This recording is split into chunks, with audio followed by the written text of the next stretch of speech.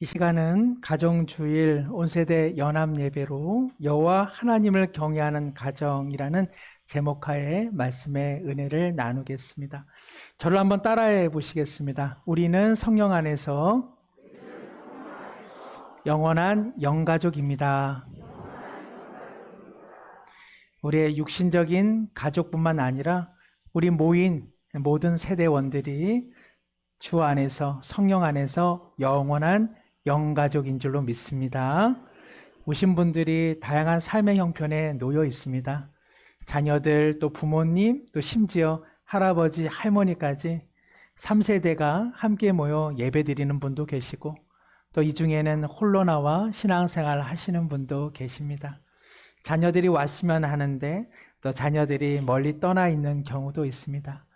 다양한 가정의 형태 속에 오늘 가정주일 온세대 연합예배 가운데에 하나님께서 맞춤형의 은혜로 주님의 음성 들려주시기를 다시 한번 소망합니다. 먼저는 오늘 이렇게 들어오실 때에 꽃을 대부분 받으셨습니다. 우리 청소년부, 우리 귀한 형제와 자매들이 오늘 섬겨주셨는데 이 앞자리에서 보니까 참 이렇게 화사해 보이세요. 그래서 매주마다 어디서 꽃이라도 꺾어서 이렇게 왼쪽에 달아야 되지 않나 하는 생각이 들 정도입니다. 귀한 섬김 다시 한번 감사합니다. 오늘은 우리 교육부서 우리 자녀분들과 함께 또 예배를 드리는데요. 저희 아이들이 지금보다 한참 어렸을 때에 아내가 아이 셋을 데리고 지하철을 탑니다. 아이들 가방에 교회 이름이 적혀져 있었는데 지하철에서 내릴 쯤에 더러 할머니들이 이렇게 이야기를 했다고 합니다. 아빠는 교회를 안 다니는구나. 네 엄마가 고생한다, 고생해. 그러면은 저희 아이 중 하나가 저희 아빠 목사인데요. 그렇게 이야기를 했답니다. 시편 128편 오늘 말씀은 이스라엘의 신앙인들이 우리식으로 말하자면 예루살렘 고향을 향해 성전의 길을 떠나면서 함께 부른 가족시라고 할 수 있습니다. 1절은 이렇게 시작됩니다. 여호와를 경외하며 그의 길을 걷는 자마다 뭐가 있다? 복이 있다. 믿음의 가정은 믿음의 길을 걸어가는 중이죠. 우리의 인생이라고 하는 것은 어찌 보면 길을 걷는 것이라고 해도 과언은 아닐 것입니다. 아이들도 일어나면 어린이집으로 유치원으로 학교로 길을 떠납니다. 우리의 부모님들도 길을 떠납니다. 직장으로 일터로 길을 떠나죠. 할아버지 할머니들은 어디로 길을 떠날까요? 침 맞으시러 이른 아침부터 한의원으로 길을 떠납니다. 산다는 것은 길을 떠나는 것이요 길을 걷는 것이라 할지라도 목적지가 없다면 그 길은 참 쓸쓸한 길이 되겠죠. 얼마 전에 서울역을 자정 넘어 이렇게 걸어가 본 적이 있습니다. 서울역에 그렇게 많은 노숙자분들이 계신 줄 제가 미처 알지 못했습니다. 길 위가 집이 되어 길에서 사시는 분들의 삶은 애처롭기 그지 없었습니다. 우리는 여호와를 경외하는 길을 걸어가고 있으나 우리 모두는 마침내 여호와의 영원한 집에 함께 도달하게 될 줄로 믿습니다. 그런 측면에서 우리는 영원한 영가족인 것이죠. 돌아갈 곳이 없는 사람들은 쓸쓸합니다. 아무리 한낮에 많은 것을 모았다 할지라도 늦은 저녁 돌아와라 같이 밥 먹자고 말할 사람이 없는 인생은 늘 애처롭기만 한 것이죠. 하나님은 우리의 인생 어느 한때에 우리를 부르실 것입니다. 얘야, 길에서 수고 많았다. 이제는 아버지의 집으로 돌아와라. 함께 이곳에서 영원한 삶을 살자꾸나. 사랑하는 성도 여러분, 하나님을 경외한다는 것은 이러한 마음을 갖는 것입니다. 나보다 크신 분이 계시다는 사실, 그리고 그 하나님이 세상과 만물의 주인이 되신다는 사실을 고백하는 것, 이것이 바로 경외라고 할 수 있습니다. 어디 좋은 데 가면 사람들이 말합니다. 이야, 경치 좋다. 참 좋아. 믿는 사람들의 특권은 무엇이죠? 와, 이것을 내가 누리라고 하나님이 만들어 주셨구나. 하나님 솜씨 참 멋져요. 이것이 믿는 자들의 특권인 줄로 믿습니다. 그냥 좋다고 말하는 것과 이 좋은 것을 만드신 분이 나의 하나님이시며 나의 주인이라는 사실, 이것이야말로 경외하는 인생인 것이죠. 저희 집에 어쩌다 보니까는 동물 한 마리를 키우고 있습니다. 저는 호시탐탐 어떻게 하면은 얘가 집을 뛰쳐나갈 수 있을까, 이런 생각을 많이 하고는 있습니다만은, 동물을 키우면서 하나 알게 된 것은 주인이 고생하는 거구나, 이거는 주인이 참 힘든 거구나 하는 생각을 갖게 됩니다. 생명이라 이 생명을 소중히 여기는 마음이 어쨌든 생기고, 이 생명이 좋아하면 그게 기쁨이 되고 있습니다. 어디 아프면 내가 뭐 잘못한 것 같고, 그리고 너무 억압하면 자유를 주지 못하는 것 같아 마음이 괜히 괴롭습니다. 할 수만 있다면 이 동물의 말을 내가 알아들을 수 있으면 얼마나 좋을까, 그런 생각을 하게 됩니다. 동물의 가장 큰 행복은 어떤 주인을 만나느냐 하는 것이죠. 하나님은 우리의 주인이 되시는데 하나님은 참 좋은 주인이십니다. 어떤 동물을 기를 때 그 주인의 마음을 조금만 안다면 하나님이 어떠한 마음으로 우리를 사랑하시는지 우리는 잘 알고 있을 것입니다. 하나님을 경외한다는 것은 하나님을 사랑하는 일입니다. 하나님이 내 삶의 주인 되심을 고백하는 것. 바라기는 우리 모든 영가족 분들이 삶의 주인이 있으며 그 주인 되신 하나님이 참 좋은 분이라는 사실, 자신의 아들을 내주기까지 좋으신 분임을 꼭 잊지 마시기를 바랍니다. 2절을 읽습니다. 내가 내 손이 수고한 대로 먹을 것이다. 이 2절의 말씀은 아버지에게 혹은 남편에게 주는 말씀이죠. 가정에서 누리는 많은 것들은 부모님의 손길을 통해 공급받고 있습니다. 인생의 행복은 수작업이다라는 말이 있습니다. 여기 수작업이라고 하는 것은 손수, 손을 통해서 행복은 온다는 것이죠. 많은 아버지들은 그 손으로 일하고 그 손으로 땀을 닦아내고 그리고 눈물을 훔쳐냅니다. 저명한 기독교 시인 김현순 선생은 아버지의 마음이라는 시에서 이렇게 고백합니다. 바쁜 사람들도 굳센 사람들도 바람과 같던 인생들도 집에 돌아오면 아버지가 된다. 어린 것들을 위하여 난로에 불을 피우고 그네의 작은 못을 박는 아버지가 된다.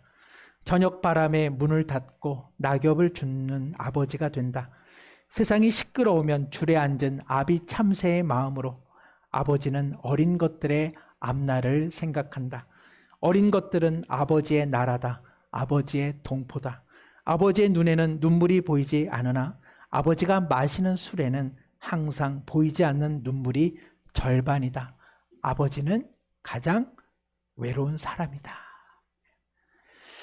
한국 프로야구사의 전설적인 투수는 최동원 선수와 그리고 선동열 선수이죠. 최동원 선수는 53세에 세상을 떠나고 말았습니다. 그의 고통스러운 투병 중에 아들에게 무엇이 가장 기억에 남습니까? 라는 질문에 아들은 아버지의 기나긴 투병 생활 말기에 자신과 함께 공원에서 공 받기를 했다고 합니다. 그의 아들의 공을 받아준 최동원 선수의 모습. 자신은 우리나라에서 최고의 강속구를 던지지만 아들의 그 느릿느릿하고 힘없는 공을 환한 웃음으로 받아주었던 아버지의 그 마음, 그것이 모든 아버지의 마음이 아니겠습니까? 사랑하는 성도 여러분, 우리의 모든 아버지들은 손과 발로 인생의 수고를 마다하지 않았습니다. 아버지의 삶에는 보이지 않는 눈물이 절반입니다. 아버지들은 고독한 사람들입니다. 그런 아버지들을 향해서 다시 한번 사랑한다고 그리고 고맙다고 말을 건네주는 우리 모든 분들이 되시기를 소망합니다. 아버지들은 모두가 후회를 합니다. 아버지들은 다 내가 못 살았고 헛살았다고 생각을 합니다. 그러나 자녀들이 그 아버지를 사랑하고 존경하면 아버지들은 다시 살아갈 힘을 얻게 되는 것이요. 바로 그런 아버지를 주신 하나님을 경외하는 우리의 믿음의 표현일 것입니다. 3절에 내 집 안방에 있는 내 아내는 결실한 포도나무 같다 이렇게 되어 있습니다. 오늘 성경은 너의 아내를 그리고 어머니가 결실한 포도나무와 같은 싱그러운 인생을 살라고 말씀하고 있습니다. 내가 다시 인생을 산다면이라는 책이 있습니다. 고치기 어려운 병에 걸린 한 의사가 40대에 다시 돌아간다면 나는 인생을 이렇게 살겠습니다라는 책인데, 저자가 이런 말을 합니다. 한 가지 실험인데요. 결혼한 2주 그리고 2년 그리고 2주 2개월 2년 20년 이렇게 부부 커플을 놓고 실험을 했다고 합니다. 누가 서로에 대해서 가장 많이 알까? 누가 가장 많이 알까요? 오래 산 사람들 아니면 이제 결혼한 사람들? 맞습니다. 오래 산 사람들이 서로에 대해 가장 많이 알 것으로 생각했는데 실험 결과는 그 반대였다고 합니다. 결혼한 지 2주밖에 되지 않은 커플이 훨씬 서로에 대해서 많이 알고 있더라는 것이죠. 왜 그럴까요?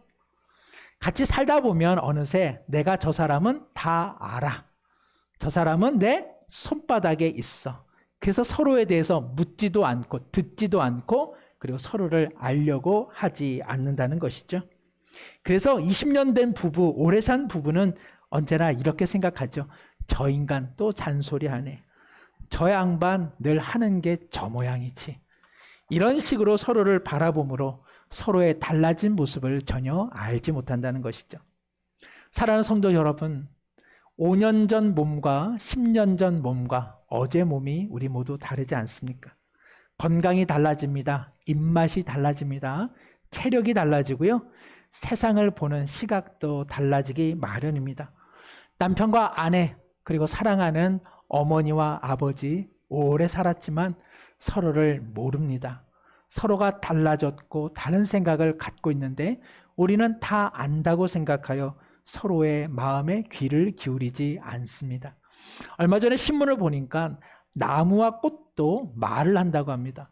나무와 꽃도 나름의 소리를 내는데 우리가 그것을 못 들을 뿐이라는 것이죠.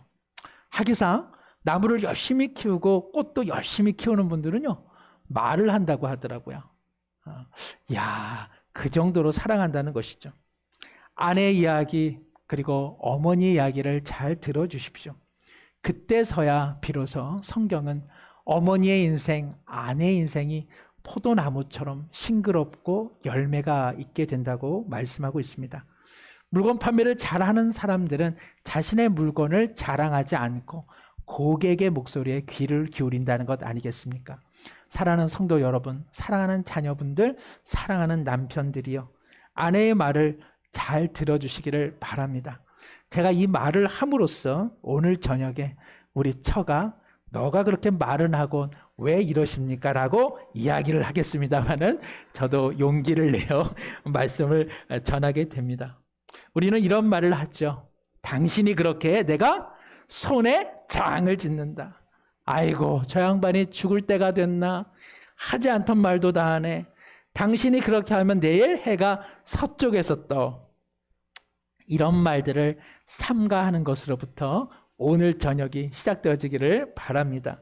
이전에 유명한 영화 1970년에 제작된 러브스토리라고 하는 영화가 있습니다. 우리 청소년들도 사랑하면 한 번 정도 봐도 심쿵하게 될 영화입니다. Where do I begin to tell the... 네, 여기까지만 하겠습니다. 유명한 그 영화 주제곡이기도 하죠. 여기서 그 유명한 대사가 있습니다. 사랑한다면 미안하다는 말 하지 않는 거야. 80세가 된 주연 배우 라이언 오닐과 알리 맥그로우가 함께 인터뷰한 내용이 있습니다.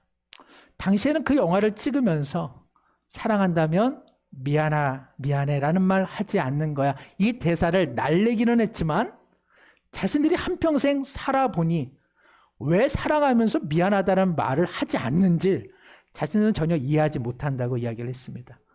영화 대사라서 그저 읊었을 뿐이지 실제로 사랑한다면 미안하다는 말을 자주 해야 된다라고 그 둘은 이야기를 했습니다.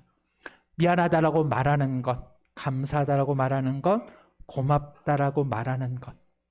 이것은 서로를 주신 하나님을 경외하는 믿음의 고백인 줄로 믿습니다. 우리 가정 가운데 다시 언어를, 말을 새롭게 하여 진실로 주님을 경외하는 믿음의 가족들 되시기를 다시 한번 축복합니다. 3절 하반절에 내 식탁에 둘러앉은 자식들은 어린 감람나무다 이렇게 되어 있습니다. 부모님들은 머리가 희끗해진 자녀를 보고서도 늘 조심하라고 하죠. 운전 잘하는 자녀에게 차 조심해라. 소방관에게 불 조심해라. 인명구조원에게 물 조심해라. 개를 파는 개장수에게 개 조심해라, 개 조심해라. 이렇게 이야기를 합니다. 부모님들은 늘 자녀 걱정, 자녀들이 늘 조심하면서 살아가기를 원합니다만은 자녀에게 해줄 수 있는 최고의 말은 격려하는 것이고 칭찬하는 것이죠. 나는 너가 있어 참 좋다. 하나님께서 내게 주신 최고의 선물은 바로 너야, 이 왼수야. 이렇게 얘기하는 것이죠. 어느 존경하는 목사님께서 자녀들을 사랑한다는 말을 내가 언제 하나 봤더니 늘 긴 잔소리 끝에, 늘 매를 때려놓고 마지막 끝에 했다라는 것입니다. 저도 돌이켜보니까 그랬던 것 같습니다. 좋은 말을 평소에는 못하고 늘 혼내고 나서 늘 매를 때려놓고 아빠가 너 무지 사랑해. 이렇게 말을 했던 것 같습니다. 미국의 한 시골에 아들만 5을 둔 부부가 있었습니다. 그중 유독 한 아이가 늘 의기소침하고 소심했죠. 아버지가 이야기합니다. 얘들아, 저 뒷산에다가 나무를 심어놓고 잘 길러봐라. 1년 후에 제일 잘 기른 아들에게 내 큰 상을 주마. 안타깝게도 그 소심한 아이는 나무를 좀처럼 잘 길러내지를 못했습니다. 아버지가 밤마다 비료를 뿌려주고 물을 공급해 주었습니다. 1년이 지났을 때에 그 소심한 아이의 나무가 가장 잘 자라났죠. 아버지가 말합니다. 이야, 의외다, 의외야. 이렇게 나무를 잘 길러내는 것을 보니 너는 나중에 훌륭한 인생을 살 거야. 그가 바로 미국의 32대 대통령 루즈벨트입니다. 루즈벨트는 자신의 나무를 아버지가 키워낸 것을 알고 있었습니다. 그리고 그 아버지의 사랑에 힘입어 그는 삶의 모습을 다르게 한 것이죠. 자녀를 키우는 데 있어서 훈계와 책망은 반드시 필요합니다만 사랑의 마음이, 사랑의 말이 늘 전제되어야 하지 않겠습니까? 엄숙함과 훈계 속에 마지막 끝자락에 내 너를 사랑해 라고 말하기보다는 평소에 넘치는 사랑의 말, 그리고 고마움의 말들이 우리의 식탁과 우리의 교제를 채워야 하지 않겠습니까? 단순히 가정 예배를 드리고 기도를 많이 하는 것만으로는 부족할 것입니다. 사랑의 고백이 채워져야 합니다. 눈이 쌓이듯 차곡차곡 쌓여갈 때에 우리 가정 안에는 남편과 아내, 부모와 자녀 간의 사랑의 경험들이 더욱 충만해질 줄로 믿습니다. 마지막 자녀분들에게 제가 말씀을 드리고 싶습니다. 손가락이 10개인 이유는 무엇일까요? 손가락이 10개인 까닭은. 네. 손가락이 10개인 까닭은 대부분 우리가 엄마 뱃속에 10달을 채워놓고 나오기 때문이죠. 그래서 어느 한 시인은 하나님께서 우리 가운데 10손가락을 주신 것은 한 손가락 한 손가락 접을 때마다 10개월 동안 그 뱃속에서 배앓이하며 키웠던 부모님의 사랑을 기억하라는 뜻이라 이렇게 이야기를 합니다. 하루는 하나님께서 천사를 불러 지상에서 가장 아름다운 것을 가져오라 이렇게 이야기를 합니다. 천사가 급히 지상으로 내려가서 이야, 꽃이 너무 예쁘다 해서 꽃 한 송이를 꺾었습니다. 그러다가 또 지나가다 보니까는 아이의 웃음이 얼마나 아름다운지 그 아이의 웃음을 가지고 갔습니다. 그리고 한 어미가 아이를 품고 있는 그 사랑의 눈빛이 너무 예뻐서 그 어머니의 얼굴을 가지고 갔습니다. 가는 중에 그만 꽃은 시들어 버렸습니다.